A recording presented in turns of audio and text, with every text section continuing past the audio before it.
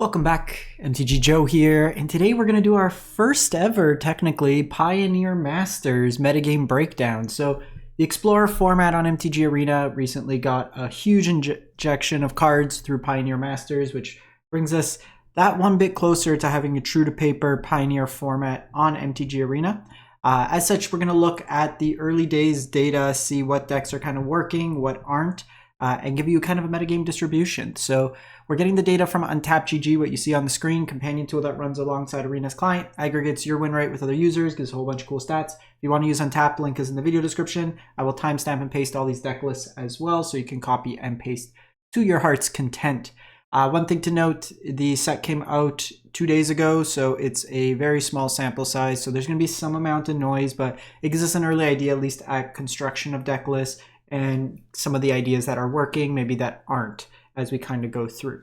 So normally we would look at the kind of metagame distribution. There's still going to be some noise because it's pretty early on, but Rakdos Demons is the most popular deck. Basically, you can keep banning stuff from the deck, but until they hit like Fable plus 56 other cards is a tier 1 deck in the Explorer format. But we did get a whole bunch of kind of new cards that are kind of flowing in, and we'll take a look at those there. One quick programming note before we look at the deck list. You'll see in the top left-hand corner, I'm doing a charity drive this month. So the month of December, any dollar revenue, anything that I generate through YouTube, I'm donating it all to local Toronto-based food banks, so helping out those in need over the holiday season. We are $331 out of our $800 goal thus far. So if you do want to help, I'm not asking for any sort of financial contribution, just asking you to watch the content, throw on some videos, like, comment, all that would help out to just kind of get bigger reach and then generate more YouTube revenue for the month that we can then donate to those in need. So greatly appreciated if you can. So let's jump into it. We are looking Platinum to Mythic. Again, we are looking December 10th through the 12th. There's only 4,400 games played, so it's a bit of a small sample size.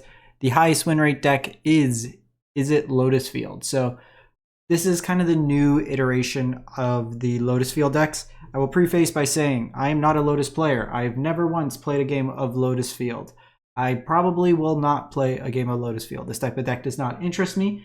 I know people do love this type of strategy. All the power to you, but it's not something I personally enjoy. So with this version here, they're all built around the card Lotus Field. So Lotus Field is a land that taps for 3 mana. It has hexproof, but it does have the condition when it enters, you have to sacrifice 2 other lands. You use Thespian Stage to copy the Lotus Field, so you get around the sacrifice condition.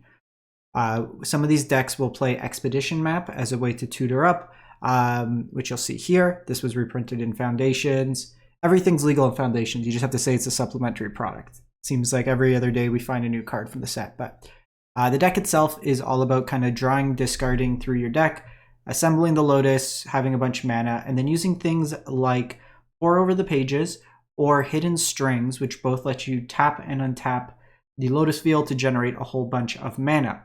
With Lier out, it lets you cast cards from your graveyard, which will allow you to kind of keep churning through your deck, generating more and more mana over the turns. Vizier of Tumbling Sands can either, as a creature, tap the stuff, or if you cycle it, draws you a card and then lets you untap a permanent, which is the Lotus Field. The Artisan's Talent helps you reduce the cost of non-creature spells and also lets you loot. All that said, you draw, discard, draw, discard, draw, discard. You ask, what is your win condition? Well, it's a wish. You wish for Thassa's Oracle, and basically you draw through your entire deck, cast the Thassa's Oracle, and then you can win that way there. With it on stack, you could wish for Lier if they kill that. In a pinch, you also have Niv Mizzet as another win condition. The sideboards just got like cheap removal. Galvanic could double up on like effects. Narset's Reversal for like Thought Erasure, or not, the 6 mana like mass exile all non-creatures or Thoughtseize style effects. Anger for aggressive decks, Filter Out is just like a bounce effect. You don't really have permanence necessarily, so it's a nice one-sided instant bounce. Cheap counters, and then Niv for the heavy counter spell gives you also something to do if they eat away at your graveyard. Just for comparison's sake, the more traditional Lotus Field is doing pretty poorly thus far. So this is kind of the iteration that most people are probably used to going in, where you have like Sylvan Scrying that helps you find your Lotus Field. This one's basically a Simic Splash version. You have Farewell, Baudelaire, you have Dark Petition that helps you find cards. Peer Through the Abyss can draw you through a bunch. You basically generate enough mana to go Omniscience and then Emergent Ultimatum, or like cast Emergent Ultimatum to find your Omniscience. You draw a whole bunch of cards, and then you have your Fae of Wishes to kind of search up your combo, which is Approach the Second Sun typically, as a way to win like that. Kind of like the Show and Tell decks in Timeless.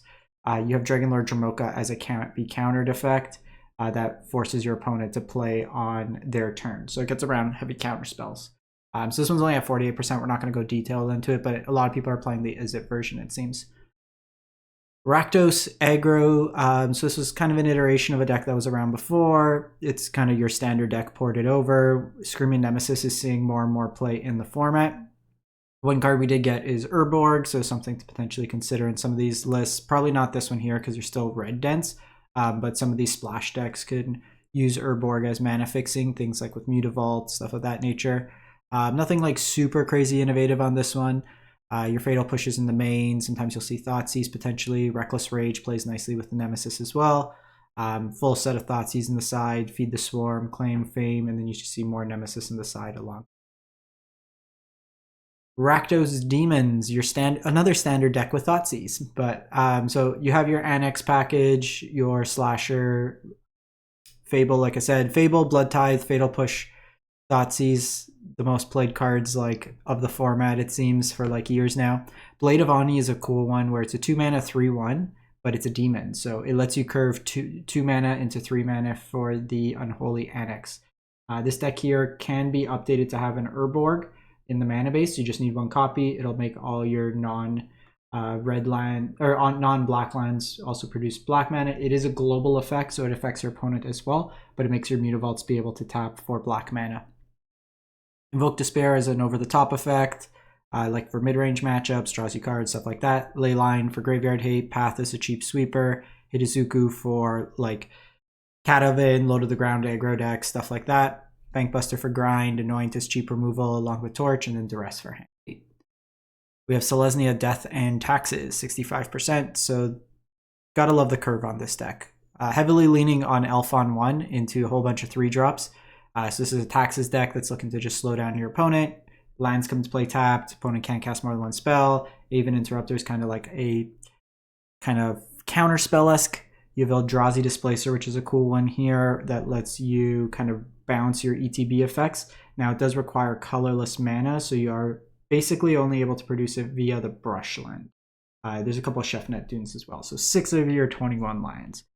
Thalia Heretic Cathar, another way to kind of tax. You have like Kellen, Thalia's in here. Exile effects with like Bodyguard as well as Skyclave, and then Enduring Innocence as a card draw engine. We see Gideon, ally of Zendikar, once like $40-$50 mythic when it's time and standard, but now a couple dollars. You have your Planeswalker packages for the Grandier matchups, more removal and Brutal Cathar, fight and enchantment hate with Dromoka's Command, Rest in Peace Graveyard Hate.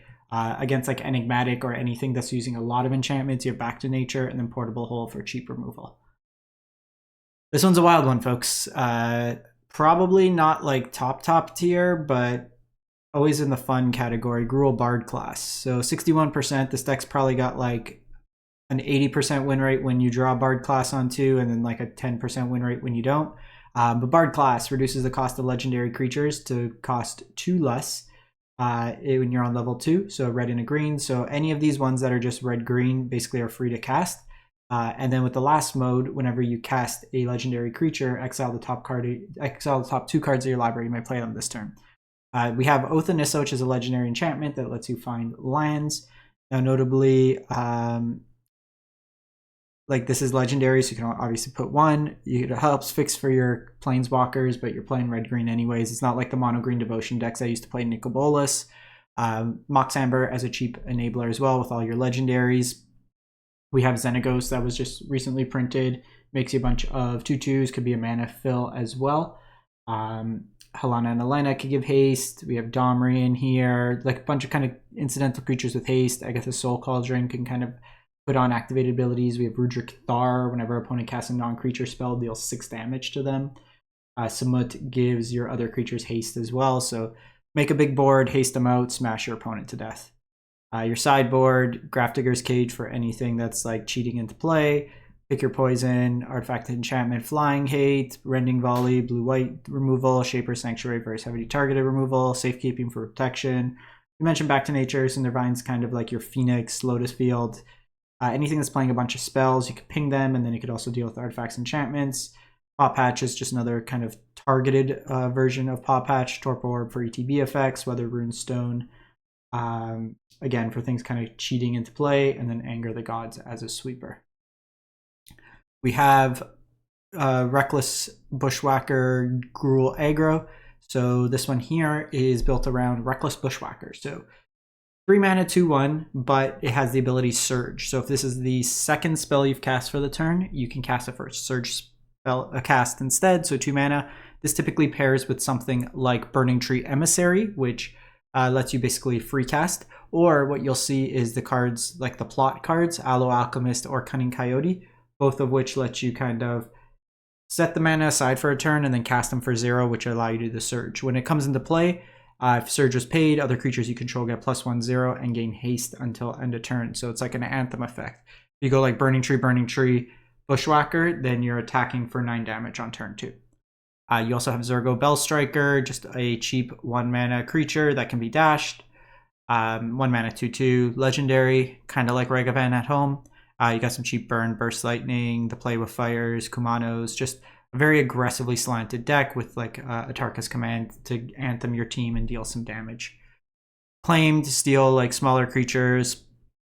You have Cage for anything Collected Company, stuff cheating into play, Red Cap for Red Mirrors, Rending Volley blue-white, Shaper Sanctuary for targeted removal, Destructive Revelry, Artifact Enchantment Hate, then Mage Bane Lizard. Probably really good against Lotus. It's good against Phoenix, stuff like that, where they're trying to multi-spell in a turn. We have Azorius Humans. So this one here, nothing too innovative since the recent set. We got anime art in Jumpstart if you really want to collect that. Mockingbird. So the Azorius components of it is basically Mockingbird to copy any of your creatures to kind of take advantage of the ETB effects. Thalia's Lieutenant, Coppercoat Vanguard being 2 of the notable effects, or even Extraction Specialist to rebuy. There's a lot of incidental soldiers in your deck. So you do have Fortified Beachhead, which can be used as another dual land that can be a mana sink as well, along with Mutavault. Portable Hole, cheap removal, Containment Priest for anything sneaking into play, Creativity, Collected Company, stuff like that. Get Lost is catch-all removal, Rest in Peace, Graveyard Hate, Sheltered by Ghost is seeing play here. If you can make big creatures, kind of protect them and gain some life. You have Reflector Mage as tempo plays, and then Wedding Announcement for the grindier matchups. We then have 5-color Niv to Light. So the big card that was missing from this is Bring to Light. So you can pay 5 mana with Converge, and then search your library for a card. You can cast it based on the number of colors used to spend for it. So the notable targets are things like Niv Mizzet Reborn, which can then draw you a whole bunch of cards. A cool interaction you can do is you can go Bring to Light, get Valky, and then cast the Tybalt side for free. So it's 5 mana, tutor up Tybalt, cast it in that regard. A lot of silver bullets in the deck, and more do you go, Maelstrom Pulse, Kolaghan's Command, Knight of Autumn. A bunch of multicolored effects kind of mixed into there. So this version here is at 55%. It's got Overload of the Hauntwoods in here as a way to kind of ramp up. Thought Distortion was the card I was mentioning earlier. You'll see against the big mana decks, like Casualties in here for over the top, Yusharn for Sacrifice, Culling Ritual for aggressive decks, Cabal for any kind of Spell Slinger decks, Phoenix, Lotus, stuff like that. Clarions is Sweeper, Vetoes, and then Fatal Pushes. There's that one there, and then just for comparison purpose, the one with Sylvan Caryatid, which was also added. This helps you kind of fix your mana earlier, an earlier ramp effect, and can be a blocker. It's hexproof, so it can't be targeted. This one here is at 53%, so a couple points less in terms of the win rate, but very similar kind of concepts between the two decks. So a deck, this one is very small sample size, it was at 67% when I pulled it up, but Boros Burn is a deck that you're going to be encountering likely more on the ladder. Again, Screaming Nemesis in the main, a way to shut off life gain out of your opponent. We see Hired Claw, Bolt Wave, a bunch of standard hitters, Lightning Helix, but we also then have Eidolon of the Great Revels that just pings your opponent, and you as well, so be noted that you do take damage for spells 3 or less, which happens to be your entire deck. So you try to break parity, get them at a lower life, and then force them that they can't cast spells, because they'll die. Red Cap Melee for the Mirror, Volley, like we mentioned, deflecting palm can just kind of redirect damage. So it's somebody call an ambulance, but not for me. Get lost, cheap removal, graveyard hate, whirling vortex for kind of the anything that's free casting stuff will take damage from this, but then it's also useful just in terms of shutting off life gain, strict proctor for ETB effects, and then twisted fealty to steal big things. And then lastly, the other deck you'll see a lot of, this one, user YRSH went 22 and 5 into Mythic with it, but Dimir, Tempo, Dimir Ninjas in the format. So you have Kaido in here, along with Enduring Curiosity, but in this format we actually have ninjas. So we have Moon Circuit Hacker as a way to take advantage of the ninja. You have Mutavault, which also incidentally, but then you have kind of just cheap effects. So Fairy Miscreant can draw you some cards, Mockingbird copy stuff, Spyglass Siren like we have in Standard, but you have Thoughtseizes protection effects, Fatal Push, Blood Pit Genre. So it's really a tempo-oriented deck that can cheat Kaido into play through the ninjutsu effects. Cut down is cheap removal, Ghost Vacuum for graveyard hate, Disruption with Spell Pierce, Anoint with cheap removal, Disdainful Stroke for big mana stuff, Licensors for graveyard hate, Curiosity just for the grindier matchups to draw you cards, Extinction Event, really good against decks like Mono Green or like big mana decks, stuff that's kind of like Mono Green, all their creatures are odd, so you can kind of one-sided sweeper, and then Kaido for the grindier matchups. That's it for the week. Let me know what you've been playing, what you've been liking, what you think of the new Pioneer, almost Explorer format on Arena thus far. We'll catch you next time. Thanks for watching.